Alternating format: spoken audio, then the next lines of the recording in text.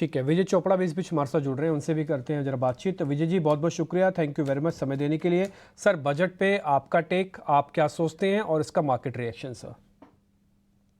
डिम्पी, मुझे लगता है कि जो पिछली बार इंटरिम बजट आया था उसमें तो कुछ खास नहीं था।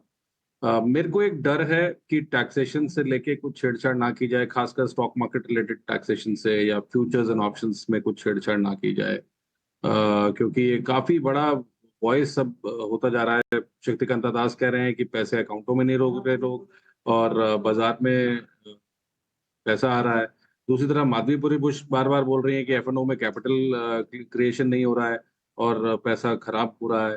तो मुझे कहीं न कहीं ऐसा लगता है कि शायद कुछ इसके साथ ट्वीकिंग ना की जाए। अगर ट्वीकिंग करी जाएगी तो हो सकता है बाज़ार का नेगेटिव रिएक्शन।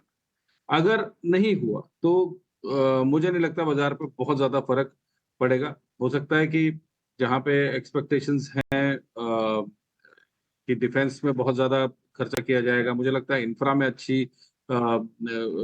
अच्छा आउटले होना चाहिए। मुझे लगता है कि एग्री रिलेटेड थिंग्स में अच्छा आउटले होना चाहिए। मुझे लगता है कि जो रिन्यूएबल एनर्जी है, पावर है, उसमें बहुत अच्छा आउटले होना चाहिए। तो वहाँ पर मुझे लगता है हाउसिंग को लेके मैं थोड़ा कॉन्फिडेंट हूँ।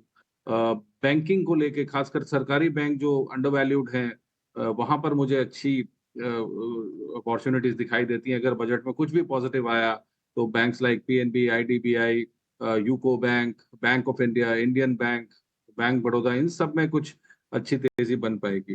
तो मुझे लगता है ओवरऑल एक बैलेंस्ड बजट होना चाहिए। टैक्सेशन से अगर छेड़खानी ना की जाए तो बहुत ही अच्छा रहेगा और बजट पॉजिटिवली देखा जाएगा। मगर ओवरऑल जो मैंने सेक्टर्स बोले कि यहाँ पर मैं एक्सपेक्ट कर रहा हूँ कि कुछ एक्शन होगा डिफेंस में, पावर में, एग्री थीम में, मे बी फर्टिलाइजर में, इंफ्रा में, इंफ्रा से रिलेटेड सेक्टर स्टील सीमेंट को भी फायदा पहुंचेगा।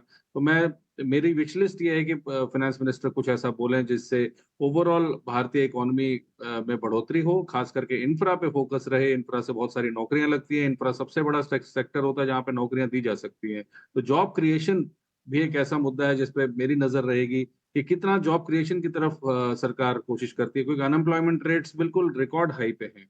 और ये अच्छा नहीं है। लोगों के हाथ में अगर पैसा छूटेगा, पर्सनल इनकम टैक्स में अगर छूट होगी, तो कुछ पैसा छूटेगा, तो डेफिनेटली इकोनॉमी में कंजम्पशन बढ़ेगी तो ओवरऑल हमारे जीडीपी के लिए अच्छा है। जहाँ तक ठीक आप है सर। पूछ रहे हैं कि बाजार कितना ऊपर और जा सकता है बजट की वजह से, अगर बहुत अच्छा बजट रहा, थोड़ा बहुत ऊपर जाना चाहिए, पर मैं एक माइल्ड करेक्शन एक्सपेक्ट कर रहा हूँ कि मार्केट्स में थोड़ा करेक्शन होगा तो हेल्दी हो जाएंगे। मैं कोई क्रैश की बात नहीं कर रहा, कोई डरने की बात नहीं है।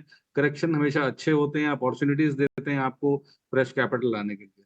तो ओवरऑल मुझे लगता है एक बैलेंस्ड बजट होना चाहिए, और टैक्सेशन पे अगर ट्विकिंग ना की जाए तो ये बजट अच्छा रहेगा और मार्केट्स भी इसको अच्छे से लेंगे। कहावत या एक आइडिया आने आते हैं, दाग अच्छे होते हैं, ऐसे हल्की हल्की करेक्शन है वो भी मार्केट के लिए अच्छी होती है। कुछ कुछ वैसा ही इस बारे में मेरे को फीलिंग आ रही है आपकी बात सुनने। दो और एक्सपर्ट जुड़ गए हैं हमारे साथ। हैं स्टूडियो में अभिजीत चौकसी हैं और अविनाश गोरक्षकर हैं। इनसे परिचय आपका करवा देते हैं और ये समझ लेते हैं कि बाजार में कहां पर मौके बन रहे हैं। अविनाश से पहले आपके पास आएंगे। आज जो हम देख रहे हैं ना, मतलब बाजार थोड़ा सा इंडेक्स के लेवल पर साइडवेज है, लेकिन अगर हम स्टॉक्स की बात करें तो वहां पर agri processing, mid cap realty, renewable energy, travel tourism, waste handling, ये सारी बजट वाली थीम थोड़ी सी एक्टिव होती दिख रही है। आपकी विशेष नजर कहां पर है सर? नहीं अभिषेक, मुझे लग रहा है कि अगर आप हाउसिंग फाइनेंस देखोगे, टिपिकली ग्रीन एनर्जी देखोगे, प्लस कैपिटल गुड्स, इंफ्रास्ट्रक्चर, मुझे लग रहा है कि ये सारे जो सेक्टर्स है वहाँ पे कुछ ना कुछ तो ज़रूर आएगा। आई थिंक कल एक इंटरेस्टिंग एक्विजिशन हुआ है, कैनफिन होम्स को एसबीआई लाइफ ने लिया है। तो मेरे ख्याल से देखिए बहुत इंस्टीट्यूशनल इंटरेस्ट भी अभी इसमें आ रहा है। तो मेरे ख्याल से ये सारे सेक्टर्स में होपफुली अच्छी बातें होगी।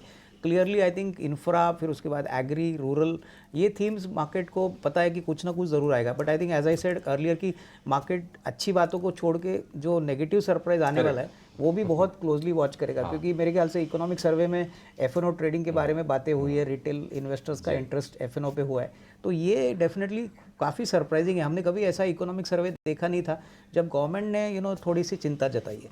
हाँ, और वो दो जो लेडीज है ना जिनकी तस्वीरें भी सर्कुलेट हो रही हैं सर आपने भी देखा होगा, थोड़ा सा डर है। अच्छा, डर इस चीज को लेके है कि नहीं ये कहीं प्रॉफिट टेकिंग ना आ जाए, हम सेक्टर सही चुन लें लेकिन बाजार मुनाफा वसूली ना दिखा दें, तो इसमें सेफ क्या है, सबसे बढ़िया सेफ क्या है? नहीं, आई थिंक सेफ तो देखिए, बजट वाले दिन पे हम हमारे इन्वेस्टर्स को वही कहते हैं कि let the dust settle down, there is no need to hurry. क्योंकि देखिए बजट के बाद हो सकता है, मेरे ख्याल से बजट के पहले बाजार बहुत अच्छा चला है, तो बजट के बाद हो सकता है कि थोड़ी बहुत मुनाफा वसूली आए, और ये मेरे ख्याल से कोई नेगेटिव नहीं है। क्योंकि देखिए फंडामेंटल्स तो अभी भी स्ट्रांग है। मैं देख रहा था कि एफआईआईज ने पिछले महीने 31,000 करोड़ डाला है, एसआईपी का भी पैसा आ रहा है, तो लिक्विडिटी फ्लो मार्केट में बहुत स्ट्रांग है। तो मुझे लग रहा है कि कोई चिंता की बात नहीं। I think you should wait and possibly आपको अपॉर्चुनिटीज जरूर निचले लेवल पे अगर मिलते हैं तो बहुत अच्छी बात रहेगी। चाली, कोई सरकारी कंपनीज जहाँ पे आपको लग रहा है कि प्रॉफिट बुकिंग हो सकती है, कोई भी एक सरकारी कंपनी जहाँ पे प्रॉफिट बुकिंग हो सकती है या चांसेस हो उसके? तो मुझे लग रहा है that bank of Baroda, PNB, ये सब में थोड़ा एक ट्रेंड वीक हो रहा है। So I think Canara Bank PNB में ध्यान दे सकते हैं। सरकारी कंपनी है जी सर, मैं आपसे पता करना चाहता हूँ हिंदुस्तान एरोनॉटिकल्स, हम कल से नोटिस करवा रहे हैं वीक हो रहा है, आपको और वीकनेस दिखती है इसमें? टेक्निकली हम देखेंगे तो प्रॉफिट बुकिंग जरूर आया है, but what is important is कल का लो टूटना चाहिए। अगर 4700 4650 को तोड़ता है तो आई थिंक फर्दर सेलिंग आ सकता है। डन। सोनी, एक दो शेयर मेरे को आपसे पता करने हैं जहाँ पे टिपिकली थोड़ा ब्रेकआउट है। पीआई इंडस्ट्रीज की कल की क्लोजिंग काफ़ी अच्छी आई है, पीआई इंडस्ट्रीज चल सकता है? डिम्पी जी, यहाँ पे पीआई इंडस्ट्रीज़ पे अगर हम देखेंगे तो मेरे ख्याल से जब तक 3900 होल्ड करता है वहाँ से सपोर्ट ले सकता है, बट अभी करंट लेवल से रिस्क रिवॉर्ड रेशियो फेवरेबल नहीं बनता है, तो थोड़ा सा अवॉइड कीजिए, डिप का इंतजार कीजिए। 3900 सपोर्ट के पास अगर आता है वहाँ से बाई कर सकते हैं, उसी सपोर्ट से दोबारा बाउंस कर सकता है टुवर्ड्स 4000। ओके, ठीक है। ये मेट्रोपोलिस हेल्थ केयर एक बार आयुष आप चेक करना, ये अच्छा बढ़िया राउंडिंग बेस बना रहा है, ये सक्सेसफुल होगा, आगे और चलेगा, बैठे रहें लेके। मेट्रोपोलिस हेल्थ केयर की बात करें तो इसका वीकली और मंथली चार्ट काफ़ी पॉजिटिव है। आज एक डेली चार्ट में थोड़ा सा एक 20 डे मूविंग एवरेज का इसने ब्रेकडाउन दिया है बिकॉज ऑफ द मार्केट। एक 1950 का एक बहुत इंपॉर्टेंट सपोर्ट जोन है, अगर ये 1950 से 1960 के बीच में कहीं पे मिलता तो डेफिनेटली इसमें एंटर करना चाहिए और लॉन्ग टर्म में अपने पोर्टफोलियो में रखना चाहिए। ठीक है। ये मजगांव डॉक काफ़ी चला है अंशुल, एक बार जरा मजगांव डॉक चेक करना, कैश का स्टॉक है, आप तो देखते हो इसको। देखिए मैं स्टॉक में एक फ्लैगिश पैटर्न बन रहा है, लेकिन लेट स्टेज है तो यहाँ पे रिस्क काफ़ी हाई रहेगी। ब्रेकआउट अगर आता है 5430 ऊपर तो इसमें एक बाइंग बनेगी और स्टॉप लॉस डीपर रहेगा 4990 का। अगर ये ब्रेकआउट सक्सेसफुल होता है तो 6000 तक ये स्टॉक आराम से टेस्ट कर लेगा, बट लेट स्टेज ब्रेकआउट है तो स्टॉप लॉस टाइट रखना चाहिए या अवॉइड भी कर सकते हैं। ठीक है सर, जरा आप ये बताइए कि यहाँ से अभी कौन से सेक्टर हैं जहां पर आपको लगता है कि थोड़ा सावधान रहना चाहिए और प्रॉफिट बुकिंग आएगी बजट के बाद? लगता है डिफेंस और रेलवेज में थोड़ी बहुत प्रॉफिट बुकिंग आ सकती है, क्योंकि ये काफी चल चुके हैं। हमने देखा है कि इंटरिम बजट में ऑलरेडी एलोकेशन डिस्काउंटेड कितना होने वाला है।